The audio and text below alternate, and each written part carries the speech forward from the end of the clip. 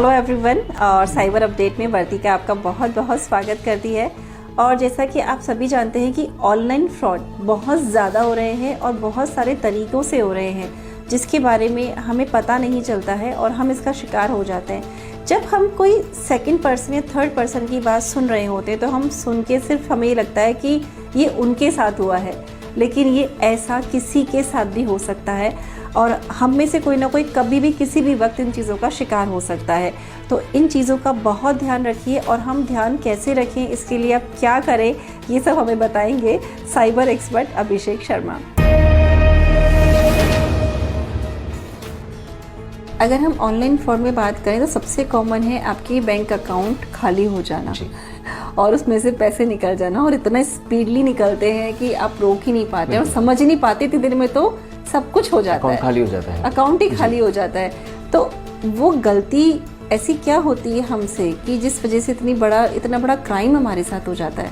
हम देखिए ज़्यादातर जो इन्वेस्टिगेशंस में सामने आया है उसमें गलती हम खुद ही करते हैं। अच्छा। कई बार हमारे पास में कोई कॉल आया, किसी ने OTP मांगा जी, या फिर किसी ने आपको कोई लिंक भेजा, तो लिंक पर हम जिज्ञासावश हम उस लिंक पर क्लिक कर देते हैं। कई बार तो जैसे ही आप उस लिंक पर क्लिक करते हैं तो आपके फ़ोन में आपके फ़ोन की सारी डिटेल्स उस पर्सन के पास में जाती हैं जी, और वो इस तरह की एक्टिविटीज़ को वो करते हैं। अच्छा, फ्रॉडेंट एक्टिविटीज़ मतलब वो करते हैं। तो अगर आपके पास किसी भी अननोन नंबर से कॉल आ रहा है और वो आपको ये कहते हैं कि मैं आपके बैंक से बात कर रहा हूँ, तो आप उस कॉल को एंटरटेन ना करें, उस कॉल को सीधा डिस्कनेक्ट करके आप उस नंबर को ब्लॉक करें। जितनी देर आप बात करते हैं उतनी देर में भी वो लोग आई थिंक कोई डेटास कलेक्ट कर लेते हैं आपके, ऐसा भी कुछ होता है? नहीं, ऐसा कुछ नहीं है। जब तक आप उनके द्वारा भेजे हुए किसी SMS को ओपन कर आप उसके लिंक पर क्लिक नहीं करेंगे। अच्छा। या उन्होंने अगर आपको कोई मेल भेजा है, अच्छा, या फिर कई बार ये बोलते हैं कि आप AnyDesk या कोई इस तरह की आप एप्लीकेशन आप डाउनलोड करें, ठीक है, तो जब आप डाउनलोड करते हैं तो आपके फ़ोन का पूरा एक्सेस उनके पास चला जाता है। अच्छा, ठीक है। और उसके बाद में जो भी आपके भले ही आप कुछ कर रहे हैं या नहीं भी कर रहे हैं, वो आपके फ़ोन को पूरा हैंडल करते हुए उससे फ्रॉडेंट एक्टिविटीज़ वो करते हैं। तो जैसे कि अगर हम बात करें कि कोई भी हमसे हमारा OTP मांग रहा है या कोई भी इस तरीके की जो सिक्योर चीज़ें होती हैं वो हमसे मांग रहा है, तो वो हम ना दें। लेकिन आजकल लोग नहीं देते, क्योंकि आपने देखा है कि काफ़ी लोगों में इस चीज़ के OTP को लेके तो काफ़ी अवेयरनेस आई है।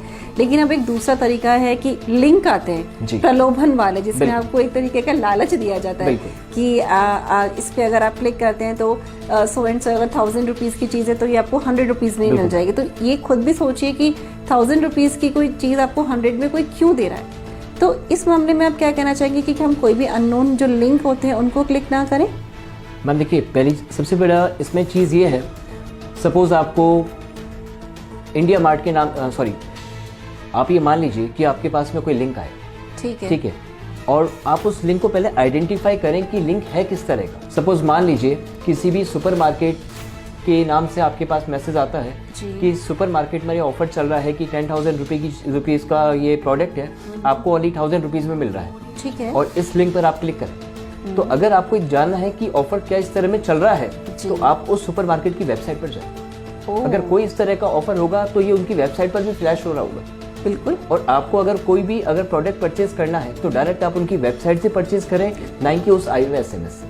तो अभिषेक, थैंक यू सो मच। ये बहुत ही इंपॉर्टेंट बात है, क्योंकि ऑनलाइन के थ्रू ना बहुत सारे तरीके के फ्रॉड्स हो रहे हैं, तो आप भी इन बातों का ज़रूर से ध्यान रखिएगा।